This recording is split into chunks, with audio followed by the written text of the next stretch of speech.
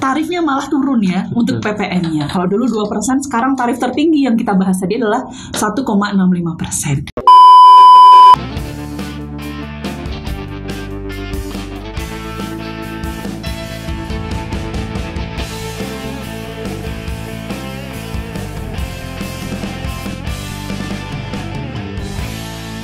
Dari Studio 528, Ruang Kita Bicara Pajak. Assalamualaikum warahmatullahi wabarakatuh. Halo kawan pajak semuanya, ketemu lagi dengan saya Winda. Tentunya masih di Studio 528, media edukasi perpajakan yang dikelola oleh KPP Pratama Karanganyar.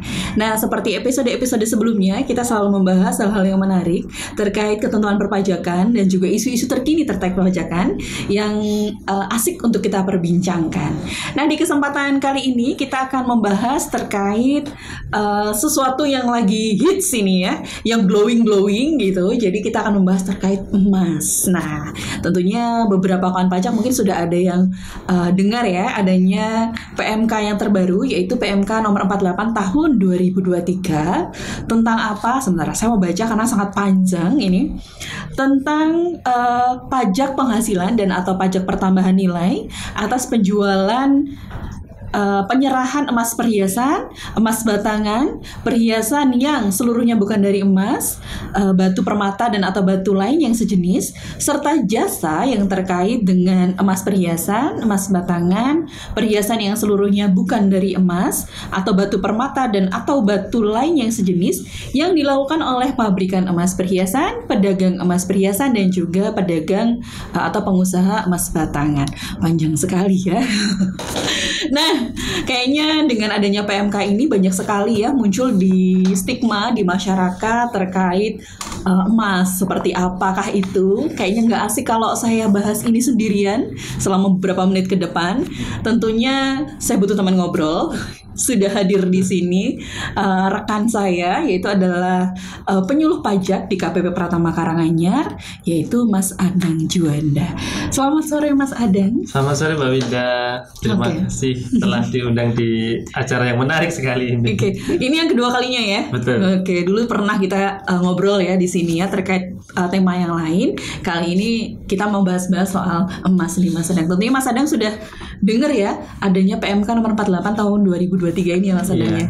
Betul sekali Mbak Winda. PMK ini isinya panjang, judulnya aja panjang banget isinya. Panjang, ya. Tapi sebenarnya mudahnya gini, PMK Peraturan Menteri Keuangan nomor 48 tahun 2023 yang diundangkan di 28 April 2023 dan telah berlaku ya 1 Mei 2023 itu intinya adalah pengaturan pajak penghasilan dan PPN terkait dengan penjualan emas. Oke. Simpelnya seperti itu. Itu malah seperti itu. Tapi memang muncul banyak stigma Mas Adang di masyarakat ya. Buktinya mungkin dari komentar-komentar di netizen di media sosial, di judul-judul berita dan artikel gitu ya. Contohnya misalnya, oh sekarang kalau beli emas jadi kena pajak ya gitu misalnya. Atau wah kalau mau beli emas jadi mahal nih karena pajaknya naik nih gitu kan. Nah itu mitos atau fakta. Nah itu menarik sekali. Nanti kita akan bahas ya satu persatu, kita kupas kali ya Mas Adang ya secara ringkas dan mungkin agar kawan pajak juga lebih mudah memahami PMK ini gitu ya. Nah untuk poin pertama yang akan kita bahas nih Mas Adang, kenapa PMK 48 ini sampai muncul, mungkin tujuannya gitu ya, tujuan di keluarkannya PMK ini apa gitu. Baik Mbak Winda, jadi pasti dari semua peraturan Menteri Keuangan apapun turunannya peraturan Dirjen Pajak itu pasti selalu didahului dengan latar belakang dan tujuan otomatis. Betul. Nah yang pertama terkait dengan PMK 48 tahun 2023 mengenai emas ini, satu, memberikan kepastian hukum. Kenapa? Karena aturan turunan ini kan turunan dari undang-undang terdahulu. Betul. Undang-undang harmonisasi peraturan perpajakan maupun undang-undang tentang cipta kerja. Jadi yang pertama memberikan kepastian hukum. Yang kedua memberikan rasa keadilan ketika membuat kemudahan dan kesederhanaan terkait dengan pemungutan PPN maupun pemungutan PPh pajak penghasilan. Itu yang pertama. Yang kedua terkait PPh pasal 22 Mbak. Jadi nanti otomatis akan mengubah aturan terdahulu yaitu Peraturan Menteri Keuangan nomor 34 tahun 2017. Nanti ada sedikit perubahan, nanti kita jelaskan di belakang. Yang ketiga mengganti, kalau tadi merubah PPh pasal 22, sekarang mengganti terkait PPN emas yaitu PMK nomor 30 tahun 2014. Oke, jadi saya nangkapnya nih paling gampang adalah memberikan kemudahan aja ya, kepastian hukum, kemudahan. Kemudian kenapa sampai ini mengganti? Karena kita mungkin menyempurnakan ketentuan-ketentuan yang lama gitu ya, mungkin sudah tidak sesuai dengan ketentuan di atasnya seperti itu. Jadi harapan dari PMK ini adalah memberikan kemudahan. Apakah memberikan kemudahan? Nah, kita kulik satu persatu lagi. Nah, untuk PMK ini sebenarnya ditujukan untuk siapa saja? Apakah hanya untuk pedagang emas saja, atau kayak saya nih misalnya, saya konsumen akhir ini, bukan pedagang emas. Jadi apakah juga terpengaruh atas PMK ini, Mas Adam? Baik Mbak, jadi kalau sejak tahun 2014 itu semua yang berkaitan dengan emas, artinya pedagangnya maupun pabrikannya itu wajib PKP. Wajib PKP itu artinya wajib untuk dikukuhkan sebagai pengusaha kena pajak dan nanti terikat dengan aturan-aturan pemungutan PPN dan sejenisnya. Walaupun omsetnya belum melebihi 4,8 miliar per tahun. Itu betul itu dulu Mbak. Otomatis nanti akan pembahasan kita selanjutnya akan ada PPh, ada PPN seperti itu ya. Itu. Nah, pertama terkait dengan ruang lingkupnya itu pabrikan emas. Apa itu pabrikan emas? Jadi simpelnya adalah sebuah usaha yang menghasilkan emas. Nah, itu disebut produsennya lah ya. Betul. Itu yang pertama yang akan terkait langsung dengan aturan. Yang kedua adalah pedagang emas. Berarti pedagang berarti orang yang melakukan jual beli. Ya, dia kulaan, dia beli kemudian dia jual lagi. Yang ketiga ya konsumen akhir seperti saya, Mbak Windah ini konsumen akhir. Ya. Berarti kena juga ya. Nanti ada nanti ada pembahasannya. Terus ruang lingkupnya sudah. Terus apa saja ini ya yang termasuk dalam pembahasan di PM 48 ini? Tadi kan di judulnya panjang banget ya, ada emas perhiasan, emas batangan, perhiasan yang bukan sepenuhnya dari emas, batu permata dan sebagainya. Nah, mungkin kita bahas satu persatu dari emas perhiasan. Ini kesukaan ibu-ibu nih, emas perhiasan. Yang empat perhiasan, ketentuan perpajakannya bagaimana nih Mas Andang? Perubahannya mungkin di sisi PPh-nya atau mungkin juga di sisi PPN-nya. Baik. Jadi pertama terkait PPh Mbak, karena kita otomatis tadi kan di awal disebutkan bahwa ini merubah PPh dan PPN. Kalau pabrikan itu PPh-nya dia mengikut namanya PPh pasal 22. Besarnya berapa? 0,25%. Satu itu. Yang kedua PPN-nya, kan terkait PPh PPN. PPN-nya berapa? PPN-nya itu 1,1% itu kalau kepada pabrikan lain dijualnya atau kepada pedagang emas. Ini dari sisi pabrikan berarti ya? Pabrikan, betul, 1,1. Nah, kalau dijual konsumen akhir, kenanya 1,65%. Itu kali apa? Kali harga jual. Jadi namanya ini tarif efektif. Nanti ketika kita kembali ke Per 3 atau Per 11 tahun 2022 terkait dengan pengaturan faktur pajak, itu namanya besaran tertentu gitu Pak. Wah, panjang, nanti nggak usah. Betul, lebih mudahnya untuk kawan pajak semua langsung tarif efektif. Tarifnya berapa gitu ya? Betul. Simpelnya langsung berapa tadi? 1,65 dan 1,1%. Itu untuk pabrikannya. Kalau di sisi pedagang emas, tarifnya sama atau beda? Tadi saya mungkin sedikit terkait PPh pasal 2 saya kembali dulu sedikit ya Mbak. PPh pasal 22 itu tadi gini, yang dikenakan itu sekali lagi hanya kepada pedagang atau pabriknya. Dikecualikan kita konsumen akhir. Pokoknya konsumen akhir itu paling enak. Artinya apa? Dia akan dibebaskan PPh pasal 22-nya. Jadi hanya PPh pasal 22 itu saya ralat sedikit tadi saya tambahkan hanya dikenakan untuk yang kepada pabrikan lain dijualnya maupun kepada pedagang emas. Tapi kalau konsumen akhir itu dikecualikan. Yang kedua, jika pembeli itu mempunyai namanya SKB, surat keterangan bebas PPh pasal 22, maka dibebaskan 0%. Atau dia sudah dikenakan PPh final, dulu dikenal dengan PP Peraturan Pemerintah nomor 23, sekarang diganti dengan PP 55 itu gitu. Nah, kembali lagi kepada PPN. PPN untuk pedagang ya. Pedagang itu nanti ada 3 tarif. Jadi 3 tarif itu yang pertama 1,1, 1,6 dan 0%. Nah, bedanya gini ya, simpelnya gini. Kalau pedagang itu kan dia beli emas dari pabrik. Atau dari bukan pabrik juga bisa. Mudahnya dia beli barang. Ketika dia beli itu kalau dia punya faktur pajak lengkap, maka ketika dia jual dia memungkutnya cuma 1,1%. Oke. Tetapi ya jika dia tuh pas belinya tuh tidak ada faktur pajak lengkap, maka tarifnya jadi 1,65%. Nah, itu bedanya di situ, Pak. Jadi pas belinya dilihat punya faktur pajak lengkap atau tidak. Yang terakhir kalau dijual balik ke pabrik, misalnya mau dilebur atau gimana, itu jadi 0% saja, tidak ada tarifnya. Gak ada tarifnya. 0, 1,65 dan 1,1%.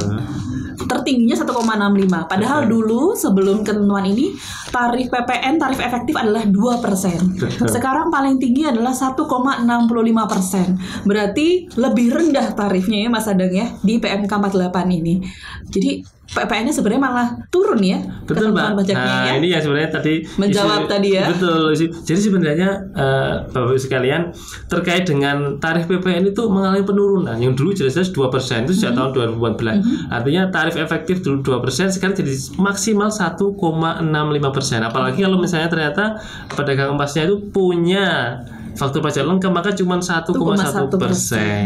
Oke, terjawab ya untuk emas perhiasan. Ternyata untuk untuk PPN-nya tadi kesimpulannya tarifnya turun 1,65 tertingginya ya. Dan untuk PPh 22 saya nangkapnya adalah untuk konsumen akhir dikecualikan dari pemungutan PPh pasal 22. Jadi aman ya kawan pajaknya.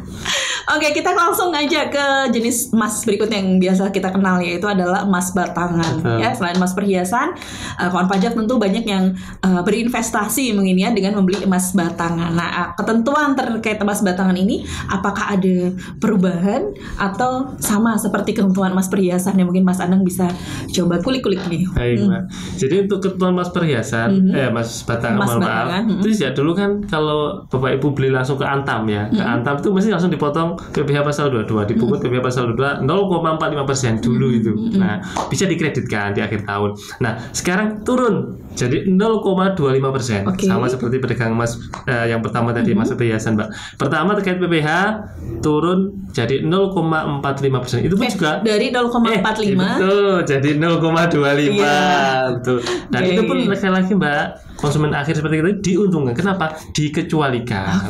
Dikecualikan lagi. Konsumen akhir itu dikecualikan. Terkait pengecualian kedua, jika melalui pasar fisik emas digital. Artinya sekarang itu kan banyak.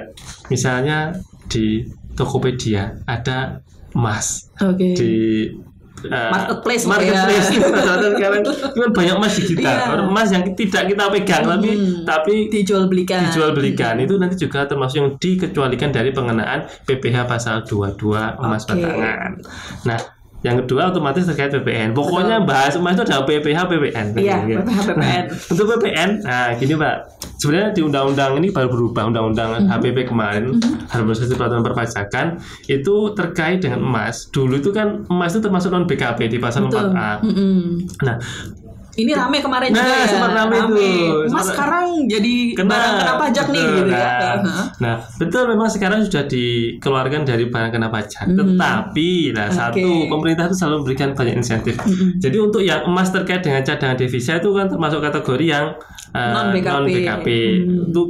Untuk satu tidak kita bahas. Yang kita bahas adalah emas yang kita simpan. Yang bukan untuk cadangan devisa. Betul, yang emas kita beli kemudian kita simpan, nanti kita keluarkan ketika kebutuhan mendesak. Itu namanya emas yang kita beli misalnya dari Antam atau dari Pegadaian. Nah, itu termasuk yang tidak dipungut. Dipungut itu ada PPN-nya tetapi tidak dipungut. Barang kena pajak tetapi mendapat fasilitas tidak dipungut PPN. Untuk semua emas batangan nih Mas ya? Ya, ada kriterianya, Mbak. Ada kriterianya. Pastinya lah. Emas batangan apa? Yang pertama pasti berbentuk batangan. Bisa kotak bulat, intinya batangan. Yang kedua, kadar emasnya 99,99% minimal. Kalau bisa 100% ya bagus tentu saja. Biasanya 99,99% sih ya. Yang ketiga, kadar tersebut dibutuhkan di sertifikat. Harus mudahnya beli di Antam itulah termasuk yang mendapatkan fasilitas tidak dipungut PPN tadi. Contohnya salah satunya itu ya. Sekarang banyak sih Mas yang emas batangan sudah tersertifikasi juga. Sebenarnya saya ketinggalan informasi, tahunya Antam saja. Sebenarnya nggak apa-apa ya ini? Nggak boleh ya? Iya boleh, nggak apa-apa. Nggak apa-apa. Nanti kalau nggak boleh sama editor akan dihapus Mas. Saya tuh khawatir gini, penjelasan aturan tuh kadang-kadang bahasa undang-undang itu kadang perlu diterjemahkan dengan bahasa yang mudah. Simpelnya tuh apa tuh Mas? Yaudah. Contohnya apa realnya? Antam, USB, UPS, UPS ya Mas. Oke. Menarik sekali nih pembahasan dengan Mas Anang ini. Jelas sekali ya, sampai dikasih contoh-contohnya Mas Batangan seperti apa gitu kan, yang mendapat fasilitas tidak dipungut PPN. Menarik sekali.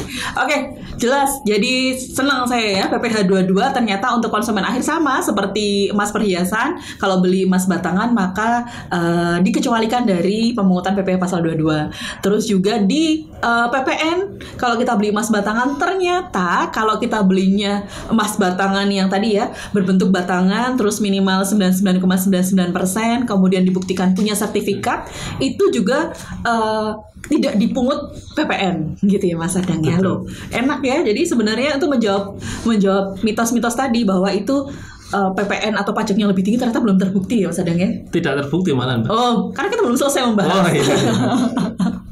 Oke, sampai saat ini tidak terbukti. Nah, kita mau kulik lagi di kriteria ketiga, yaitu adalah perhiasan yang bukan seluruhnya dari emas, kemudian batu permata atau batu sejenisnya. Betul. Nah, itu juga ada ketentuan perpajakannya ya Mas Adang ya. Betul. Jadi mudahnya gini Mbak, karena pedagang emas itu kan sudah PKP ya. Nah, otomatis kan ketentuan umum PKP itu kan bahwa semua produk yang dijual nanti harus dikenakan PPN. Nah, ini diatur bisa-bisa lagi biar nggak kena tarif umum PPN yang 11% itu. Artinya kalau pedagang emas itu atau pabrik itu juga jualan, nah, bukan emas, tetapi termasuk kategori perhiasan. Nah, maka juga ada unsur PPh dan PPN-nya. Iya. Gitu. Nah, kadang kan nggak cuma emas yang dia jual ya, ada batu permata, batu-batu yang lain ya. Batu akik juga bisa, kan kalau dijual pedagang emas kan itu termasuk kategori perhiasan juga. Iya, nah, betul. Itu sama PPh dan PPN. Nah, tetapi juga ada kemudahan lagi. Konsumen akhir pokoknya ada pengecualian. Nah, sama tarifnya PPh pasal 22-nya 0,25% jika dijual kepada pedagang atau pabrikan. Dikecualikan konsumen akhir. Terus yang kedua, kalau pedagang atau pabrikan tadi masih menggunakan punya SKB, soal keterangan bebas PPh pasal 2 maka dibebaskan juga. Atau dia juga telah membayar pajak dengan mekanisme peraturan pemerintah 23, PP 23 atau PP sekarang diatur dengan PP 55 tadi itu. Artinya dia sudah membayar pajak tersendiri. Ya, betul. Itu termasuk yang dikecualikan juga. Oke, luar biasa. PPh-nya. Sekarang PPN-nya. PPN-nya dipukul rata. 1,1%. Oh, 1,1%. Jadi baik ada faktur pajak lengkap atau tidak lengkap, pokoknya 1,1. Dari harga jual. Oke, mudah ini, cuma 1,1% dari harga jual. Ini untuk perhiasan yang seluruhnya bukan dari emas ya, atau batu permata lainnya atau batu-batu lainnya lah ya, termasuk dalam perhiasan. Mudah sekali mengingatnya, gampang. 1,1% dari harga jual. Ini kategori ketiga. Masih belum terbukti bahwa pajaknya menjadi lebih tinggi ya Mas Anang ya. Nah, kawan pajak, kita sekarang akan beralih ke bab berikutnya ya di PMK 48 tahun 2023 ini, yaitu adalah terkait jasanya. Jasa sehubungan dengan emas perhiasan-perhiasan tersebut. Nah, biasanya kan pedagang atau pabrikan itu tidak hanya jualan emas, tapi dia melakukan jasa modifikasi atau mungkin jasa peleburan gitu ya Mas Adang ya. Nah, mungkin ketentuan perpajakannya seperti apa ini? Nah, kita juga pengen tahu. Mungkin Mas Adang bisa jelaskan lagi nih terkait PPh dan PPN. Baik, Mbak. Baik, benar. Jadi Bapak Ibu sekalian, perlu kita ketahui sekali lagi saya tegaskan, karena PKP itu berarti semua kegiatan nanti akan terkait dengan PPN. Nah, otomatis ada PPh, ada PPN juga. Nah, terkait dengan jasa, Mbak. Jadi mudahnya gini. Jasa apapun yang terkait dengan emas ini tadi, mau dilebur, mau dibersihkan, mau dilapisi, mau di apapun bentuknya, bahkan diutek-utek gitu. Minta tolong ke misalnya ke toko emas, minta tolong ini diberikan apa gitu. Itu termasuk jasa. Maka dikenakan namanya PPh pasal. Nah, PPh pasalnya ada 2. Kalau yang orang yang melakukan jasa tadi itu orang pribadi, kenanya PPh pasal 21. Tapi kalau yang mengerjakan tadi itu adalah berbentuk badan hukum, maka PPh pasal 23. Nah, ketentuannya berapa tarifnya panjang itu, Mbak. Nggak sekarang kayaknya ya. Nggak usah. Intinya ada kena PPh pasal 21 untuk orang pribadi yang ngerjakan atau yang ngerjakan jasa tersebut badan, maka PPh pasal 23. Baru ini ya, tadi kita nggak ada bahas nih ya PPh 21 dan 23 karena jasa memang kenanya 21 dan 21 atau 23. Betul. Tergantung dia orang pribadi 21, kalau yang mengerjakan jasa itu adalah badan usaha maka dia PPh 23 gitu ya. Jadi, dikecualikan bagi yang tadi pertama punya SKB, surat keterangan bebas PPh pasal 21 atau 23. Kalau punya surat keterangan bebas itu intinya bebas semua. PPh-nya bebas. Yang kedua sudah dikenakan dengan tarif PP 23 atau PP 55. Oke, tarif PPh final tadi ya. Betul. Ya, itu PPh-nya. Betul, Pak. Sekarang ke PPN. Nah, ini wajib ada namanya PKP. PPN-nya dipukul rata sama 1,1%. Baik itu pabrikan maupun pedagang emas. Sama kayak yang kemarin. Sama kayak yang tadi ya. Betul, yang bukan perhiasan. Yang bukan emas. Perhiasan ya sepenuhnya bukan dari emas. Judulnya panjang-panjang. Iya. Itu suka belibet ya. Pokoknya perhiasan bukan emas. Nah, gitu ya. Tapi perhiasan. Perhiasan. Akik mudahnya, Pak. Nah, misalnya contohnya. Itu tarifnya PPN 1,1% dari, kalau tadi dari harga jual, ini dari harga apa Mas kalau jasa? Jasa itu kalau di PMK punya harga penggantian. Mudahnya ya, berapa sih nilai jasa yang digunakan untuk menyepuh, digunakan untuk membersihkan, ya itu dikali itu. Pokoknya dari harga jasanya itulah ya nilai penggantiannya 1,1%. Mudah sekali. Jadi udah semua ya, kita sudah bahas semua nih di PMK 48 tahun 2023 ini. Jadi tadi kita sudah bahas ketentuan pajak untuk emas perhiasan, PPh sama PPN-nya seperti apa. Kemudian emas batangan PPh PPN seperti apa. Kemudian perhiasan yang bukan seluruhnya dari emas, itu juga sudah kita bahas, bahkan sampai ke jasa-jasanya. Kalau saya ulang semua panjang.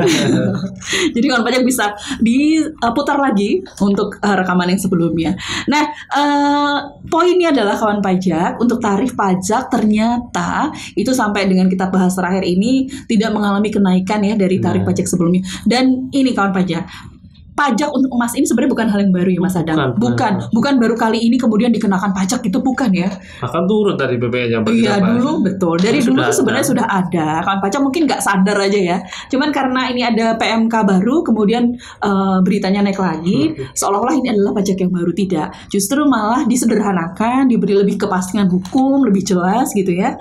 Pajak-pajak seperti apa yang dikenakan, kemudian tarifnya malah turun ya untuk PPN-nya. Kalau dulu 2%, sekarang tarif tertinggi yang kita bahas tadi adalah 1,65%. Gitu ya Mas Adang ya. Benar.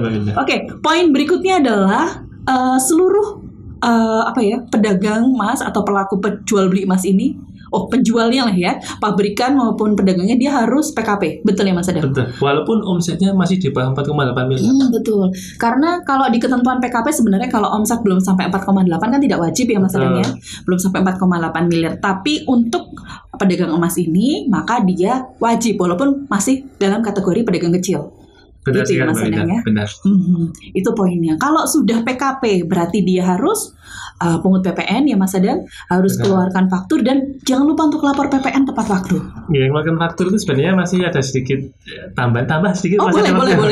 Biar lebih jelas gitu. Jadi gini Bapak sekalian, kan gini, banyak kekhawatiran di pedagang emas.